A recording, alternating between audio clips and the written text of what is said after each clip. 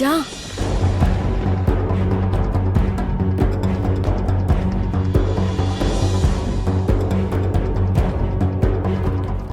এদিকে তপন,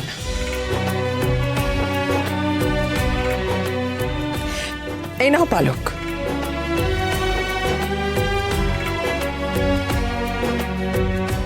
এসবের কি দরকার ছিল আন্টি?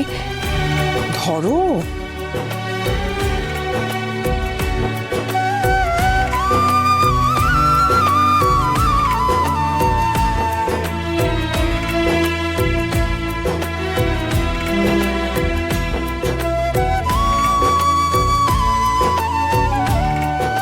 বের করে দেখো।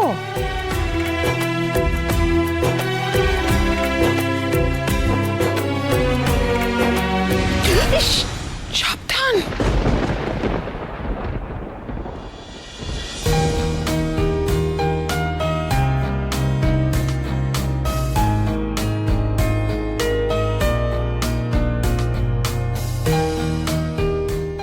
এই শাড়িটার দাম কত জানো? 20,000 টাকা।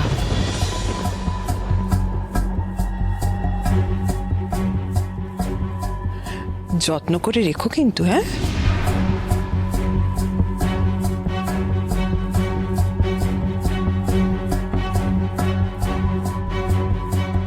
ওয়াও,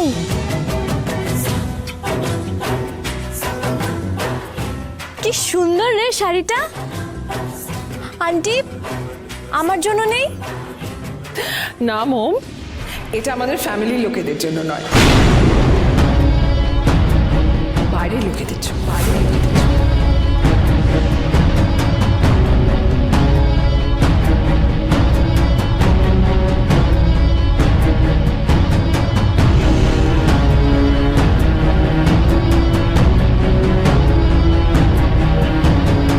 জানো তো মোম, যারা দুস্থ আমাদের দিকে তাকিয়ে থাকে আমাদের সাহায্য পাওয়ার জন্য, আমরা তাদের এইভাবেই সাহায্য করি।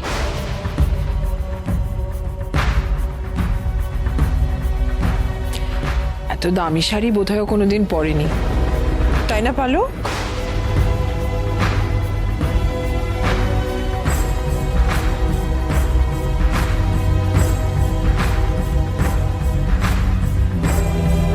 মা, তুমি কেন এরকম বলছো পালককে? ওমা, আমি কি এমন বললাম বলতো? দান আর উপহারের মধ্যে যে তফাৎটা আছে, আমি তোকে সেটাই বোঝাচ্ছিলাম। জানো তো, প্রতি বছর পুজোর পর আমি রাস্তায় থাকা দরিদ্র অসহায় মানুষদের অন্ন দান, বস্ত্র দান করি। মা,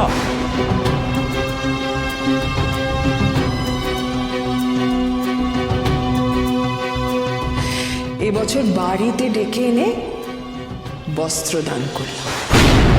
আন্টি, এই জন্য তুমি পালককে নিয়ে আসতে বলেছিলে?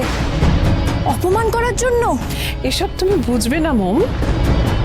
আমি যাকে দান করেছি সেই দানের মূল্য যদি আমি তাকে না বোঝাই, তাহলে সে যত্ন করে রাখবে কি করে বলো তো? আন্টি, আন্টি,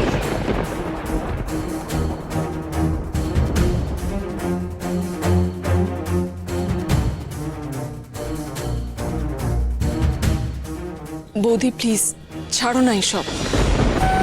কোনটা ঠিক কোনটা ভুল, কাকে কোথায় রাখতে হবে আমি খুব ভালো করে জানি। পালক, ছুঁড়ে ফেলে দে, ছুঁড়ে ফেলে দে এই অপমানের উপহার। ধন্যবাদ ম্যাডাম, আমাকে পুজোয় ডাকার জন্য।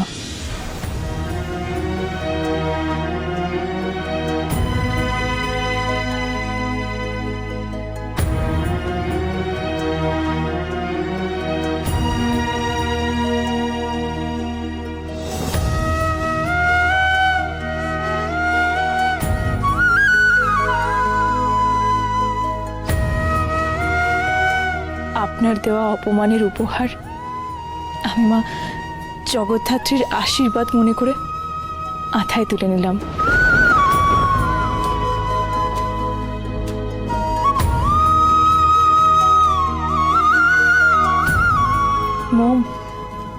দানের জিনিস কখনো ছুঁড়ে ফেলে দিতে নেই, মাথায় তুলে রাখতে হয়। এটা আমার জীবনের শ্রেষ্ঠ উপহার। মা জগদ্ধাত্রীর কাছে প্রার্থনা করি আপনাদের সবার ভালো হোক। আসছি। পালক, পালক দাঁড়া, পালক।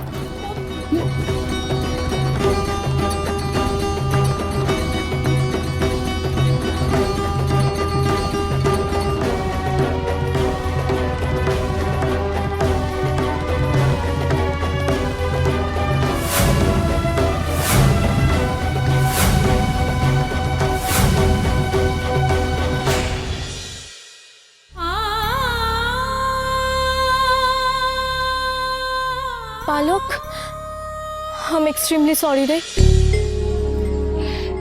তুই কেন সরি বলছিস? এটা হয়তো আমার কপালে লেখা ছিল, তাই হলো। সেটা নয় পালক, দোষটা তো আমার। তুই তো আসতে চাসনি, আমি তোকে জোর করে এনেছিলাম। যদি তোকে জোর করে না আনতাম তাহলে তাহলে তোকে এতটা অপমানিত হতে হতো না রে। মোম, ছাড় এসব। তুই এটা নিয়ে এত মাথা ঘামাস না। কবে কি হয়ে গেছে সেটা এখনো মনের মধ্যে রেখে উনি উনি তোর সঙ্গে এরকম চিপ ব্যবহার করবে এটা আমি স্বপ্নেও ভাবিনি। দে এটা। মোম, মোম দাঁড়া। কি করবি তুই এটা নিয়ে? এটা উনি তোকে ভিক্ষে দিয়েছিলেন না? এবার এটা আমি ওনার মুখের ওপর ছুঁড়ে মারবো। মোম, কন্ট্রোল ইয়োরসেলফ। আমি তো বলেছি উনি আমাকে অপমান করার জন্য এই উপহারটি দিলেও আমি এটা মায়ের আশীর্বাদ হিসেবে গ্রহণ করেছি। দেখ মোম, কে কিভাবে দিল সেটা বড় কথা নয়, কে কিভাবে নিল সেটাই আসল কথা। হাসি মুখে বাঁচতে শেখায়, স্বপ্নে ভেজা দুটি চোখ। হাসি মুখে তোর মতন একটা ভালো মেয়ের সঙ্গে কেউ কিভাবে এরকম করতে পারে রে? আমি ওনাকে ছাড়বো না, ওনাকে আমি উচিত শিক্ষা দেব। মোম, কিচ্ছু করবি না তুই। অপমানের বদলে অপমান হলে ওনার সাথে আমাদের পার্থক্যটা কোথায় রইল? বাহ, উনি তোকে এভাবে সবার সামনে অপমান করবেন আর আমি চুপচাপ দাঁড়িয়ে দাঁড়িয়ে দেখবো? দেখ মোম, এ বাড়ির সঙ্গে আমার কোনো সম্পর্ক নেই, আর তোর মতো আমি এই বাড়িতে বউ হয়েও আসবো না। উনি আমাকে যতই অপমান করুক তাতে আমার কিছু যায় আসে না, কিন্তু তোর এই বাড়ির সঙ্গে একটা রিলেশন আছে। ভবিষ্যতে তোকে এখানেই থাকতে হবে। আমার জন্য ঝগড়া করে তুই ওদের সাথে সম্পর্ক খারাপ করিস না। পালক, তোকে অপমান করাও যা, আমাকে অপমান করাও ঠিক তেমনই। সম্পর্কের চাদর ঢাকা দিয়ে একটা খারাপকে ভালো সাজিয়ে রাখা যায় না। মোম, আমার একটা কথা রাখবি? বল। তুই কিন্তু ভেতরে গিয়ে আমার জন্য দময়ন্তী আন্টির সাথে ঝগড়া করবি না, কথা দে। আমি এসব বাজে কথা দিতে পারবো না। মোম, পালক, তুই জানিস আমি তোকে কতটা ভালোবাসি। আর তুই জানিস না আমি তোর কতটা ভালো চাই। তুই কিন্তু ভেতরে গিয়ে আমার জন্য ঝগড়া করবি না। এটা আমাদের বন্ধুত্বের দিন।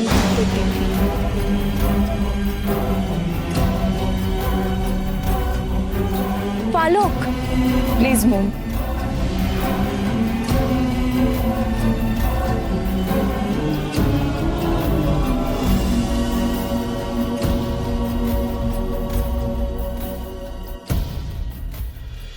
যেন দুটি নদী পাশাপাশি চলছে, প্রেমের কাহিনী।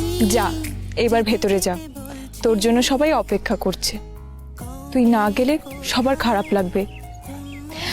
আমার জন্য নিজের ফ্যামিলির আনন্দটা নষ্ট করিস না মোম। কার পলক কি রে, যা।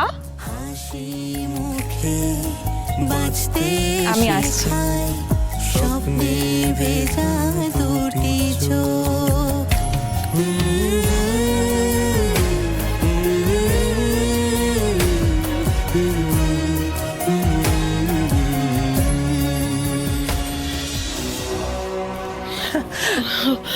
বলছি আমরা তাহলে এখন আসি।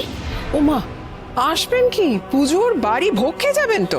না, আসলে আমার অফিস আছে। হ্যাঁ তো কি হয়েছে, খেয়ে যাবেন, সমস্ত ব্যবস্থা করা হয়ে গেছে। আসুন। পূর্ণা, হয়ে এসছে তোমাদের? কত দূর? হ্যাঁ এই তো সব ব্যবস্থা হচ্ছে। এই তো এখানে রাখ। আপনার দেওয়া অপমানের উপহার আমি মা জগদ্ধাত্রীর আশীর্বাদ মনে করে মাথায় তুলে নিলাম।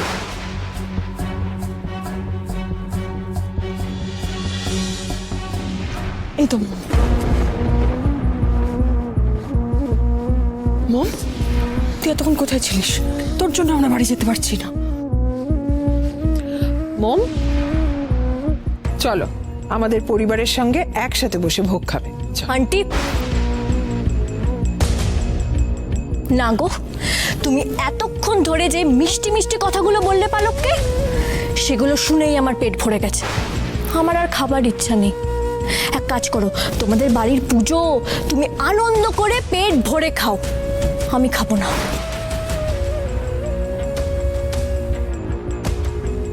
মম, কি হচ্ছেটা কি? কার সাথে কিভাবে কথা বলছো? হ্যাঁ আমি কি বলবো মা? হুম, যা বলার উনিই তো বলে দিয়েছেন, আমার তো কিছু বলার নেই। আমি আসছি। এবার তোমরা ডিসাইড করো যে তোমরা আমার সঙ্গে যাবে নাকি এখানে দাঁড়িয়ে দাঁড়িয়ে ভোগ খাবে। মম,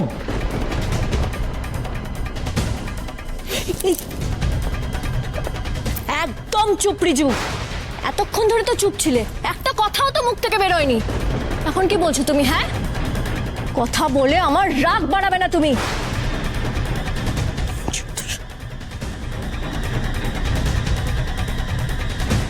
তোমাদের দুজনের এখানে থাকার হলে থাকো, আর না হলে আমার সঙ্গে চলো, আমি আসছি। না না, আমরা যাচ্ছি।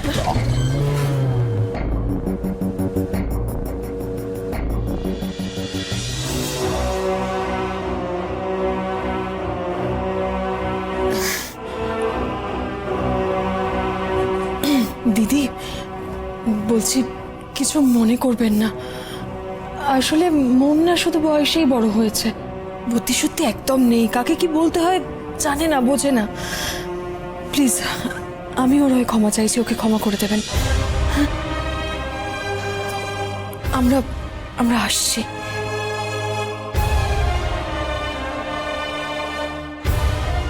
চলো, এখনো ভোগ খাবে নাকি? না না, খাবো না। নমস্কার।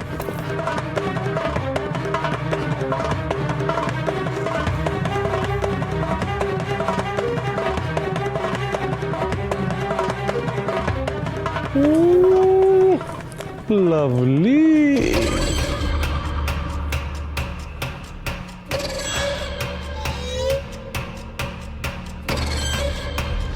আমরা কি ভোগ খাবো না? খাবো না আমরা?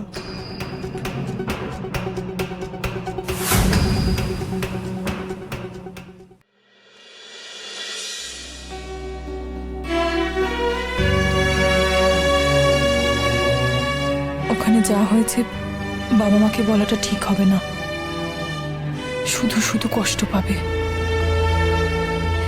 একদিন ব্যাংক লোনের কথা আমার কাছে লুকোনোর জন্য আমি বাবাকে বলেছিলাম, আর আজ আমি একটার পর একটা ঘটনা লুকোচ্ছি। আমায় ক্ষমা করো ঠাকুর।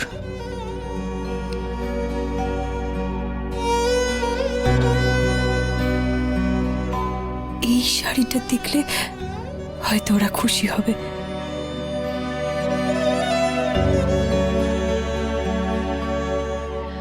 মা, মা, মা। কিরে পালক, পুজো হয়ে গেল? হ্যাঁ মা। কোনো ঝামেলা টামেলা হয়নি তো? ভালো কেলি। আরে তুমি সবসময় শুধু ঝামেলার কথা চিন্তা করো কেন বলো তো? হ্যাঁ, না না আমরা আমরা খুব আনন্দ করেছি ওখানে। আর এই দেখো দময়ন্তী ম্যাডাম আমাকে খুব সুন্দর শাড়ি গিফট করেছেন। শাড়ি দেখি দেখি, বাহ বেশ সুন্দর। হ্যাঁ রে পালক, এ তো খুব দামি শাড়ি রে। হ্যাঁ মা, খুব দামি শাড়ি। এই শাড়িটার দাম কত জানো? 20,000 টাকা। যত্ন করে রেখো কিন্তু, হ্যাঁ? এত দামি শাড়ি বোধহয় কোনোদিন পরেনি, তাই না পালক? প্রতি বছর পুজোর পর আমি রাস্তায় থাকা দরিদ্র অসহায় মানুষদের অন্ন দান, বস্ত্র দান করি। এবছর বাড়িতে ডেকে এনে বস্ত্র দান করি। ভালো, আমার কি মনে হয় জানিস, জগদ্ধাত্রী পুজো করেছেন বলে মা জগদ্ধাত্রী দময়ন্তী চ্যাটার্জিকে সৎ বুদ্ধি দিয়েছে, তাই তুমি এত বদলে গেছেন। হ্যাঁ বাবা, জানো তো আমি ওনাকে ম্যাডাম বলেছি বলে উনি বললেন এটা তো বাড়ি, অফিস নয়, তাই আমাকে আন্টি বলে ডাকতে। তাই আর আমি আন্টি বলে তো উনি খুব খুশিও হয়েছে। বেশ বেশ। আর জানো তো মা, তোমাদেরকেও নিয়ে আসতে বলেছেন। অত বড় মানুষের বাড়ি কি আমরা কি করব? তোকে পাঠিয়েছি তাই যথেষ্ট। পালক, একটা কাজ কর তো, তোর কাকিমাকে একটা ফোন কর। তোর বাবার মোবাইল থেকে করছি, কিছুতেই লাইন পাচ্ছি না। এই রে, কাকিমা এবার যদি মাকে সব বলে দেয়। কি রে, ফোনটা করবি তো?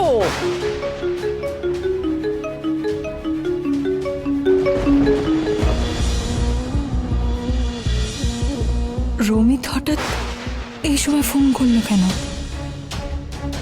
মা, আমার না অফিস থেকে ফোন আসছে। হ্যাঁ, আমি কাকিমাকে পরে ফোন করছি।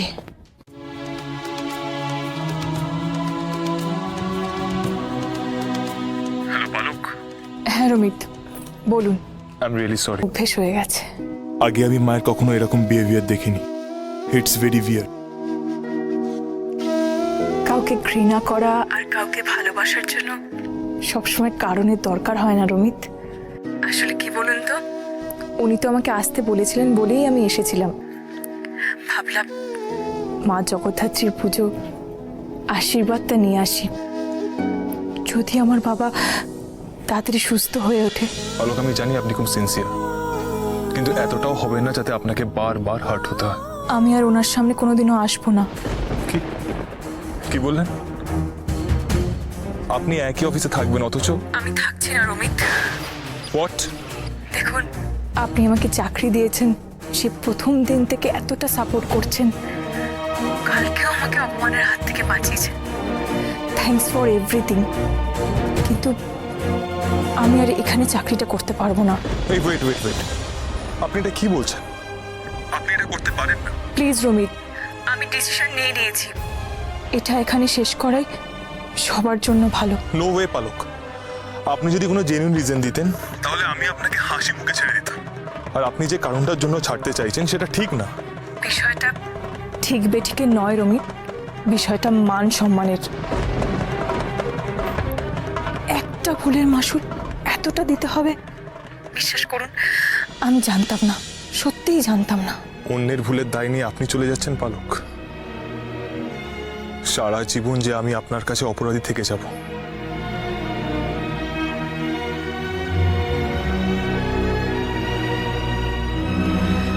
আমি রাস্তার শেষ মাথায় এসে দাঁড়িয়ে আছি রমিত, এটা ছাড়া আমি আর কোনো রাস্তা দেখতে পাচ্ছি না। রাস্তা যেখানে শেষ হয় অন্য রাস্তা শুরু হয় সেখান থেকেই পালক। শুধু লাইফে একটা রিস্টার্ট দরকার। দেখুন, এটা আমি আপনাকে শুধু বন্ধু হিসেবে বললাম। See you on Monday. এটা আমি আপনাকে বস হিসেবে বললাম।